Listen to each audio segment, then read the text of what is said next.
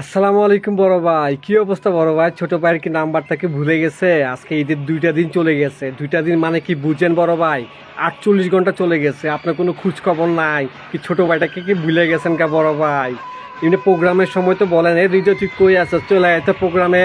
আর প্রোগ্রামে গেলে 2-3 ঘন্টা আমার এক পরিশ্রম করাইয়া আমাকে সিঙ্গারা সমোসা এক গ্লাস পানি খাওয়াইয়া বিদায় করাই দেন।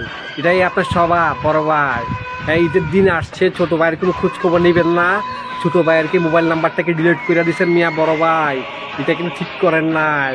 আর সালামির বয়ে আপনার বাসায় দুইবার গেছি আমি, কিন্তু সালামি আমি পাইলাম না এবং আপনারও পাইলাম না। সালামির বয়ে আপনি বাসায়ও থাকেন না বড় ভাই। এরকম নির্লজ্জ মানুষ আপনার মতো আর কেউ আছে বড় ভাই? আর প্রোগ্রামের সময় আমাকে আর পাবেন না বড় ভাই।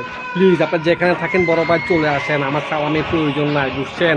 সালামি লাগলে এ হৃদয়ের সালামির অভাব নাই, সালামি দিয়া দিবি বড় ভাই। প্লিজ টাকা বের করে দেখালাম না বড় ভাই, চলে আসেন চলে আসেন, এলাকাতে চলে আসেন। ছোট ভাইদের সাথে ঈদ ভাগাভাগি করেন বড় ভাই। সালামি দিয়েই শুধু বড় ভাই হওয়া যায় না। আপনি আসেন, আমরা একদম চেষ্টা ছোট ভাই না।